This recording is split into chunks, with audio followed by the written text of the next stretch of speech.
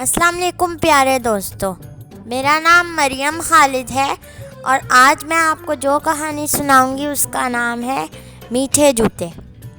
नन्हे भाई बिल्कुल नन्हे नहीं, सिवाय आपा के सबसे बड़े हैं।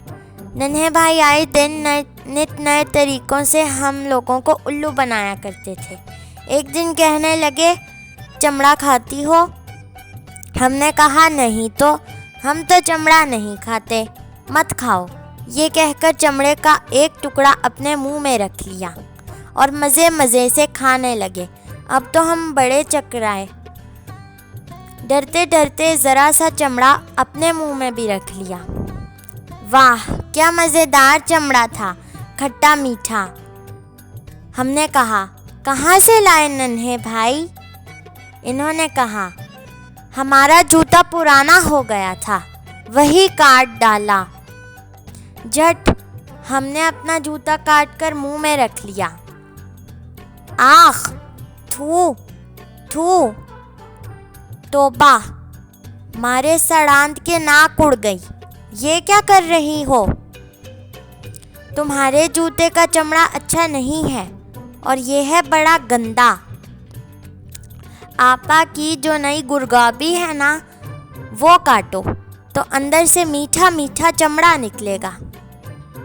नन्हे भाई ने ये बात की और बस इस दिन से हमने गुरगाबी को गुलाब जामुन समझकर ताड़ना शुरू कर दिया।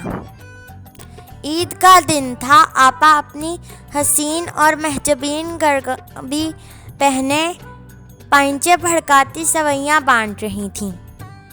आपा ज़ोहर की नमाज पढ़ने जूं ही उठी तो नन्हे मियाँ ने हमें इशारा किया, अब वक्त है। आपा नियत तोड़ नहीं सकेंगी, मगर काटें काहे से? हमने पूछा। आपा की संदूकची से सलमा सितारा काटने की कैंची लेकर आओ, उसी से काट लेना।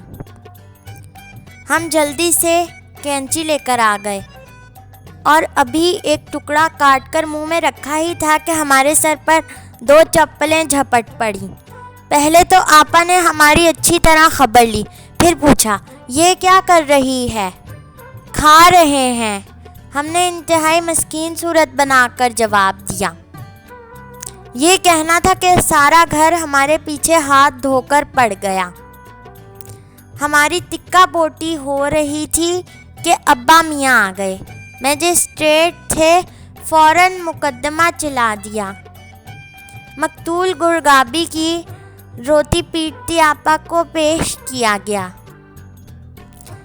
अब्बा मियाँ इंतहाई गमगीन आवाज़ में बोले, सच बताओ, चमड़ा खा रही थी? हमने इंतहाई मासूम आवाज़ में कहा, हाँ। क्यों? मीठा होता है। जूता मीठा होता है? हाँ, जूता मीठा होता है। हम रोने लग गए। ये क्या बक रही है बेगम? पता नहीं, एक तो लड़की ज़ात और दूसरा जूते खाने का चस्का पड़ गया तो कौन कबूलेगा? अम्मा मुंह बसोर कर बोली। काफ़ी दिन बीत गए, ये मुअम्मा किसी की समझ में नहीं आया। खुद हमारी अकल गुम थी कि नन्हे भाई के जूते का चमड़ा कैसा था जो इतना मीठा था। फिर एक दिन खाला भी बरेली से आई, बक्सा खोलकर पत्तों में लिपटा चमड़ा निकाला और सबको बांटा। सबने मज़े मज़े से चमड़ा खाया। हम कभी इन्हें देखते, कभी चमड़े के टुकड़े की तरफ। फिर हमें मालूम हुआ कि जिसे हम चमड़ा समझ रहे थे, दर हकीकत वो आम रस था। किसी जालिम ने इसे सुखाकर लाल चमड़े की शक्ल दे दी।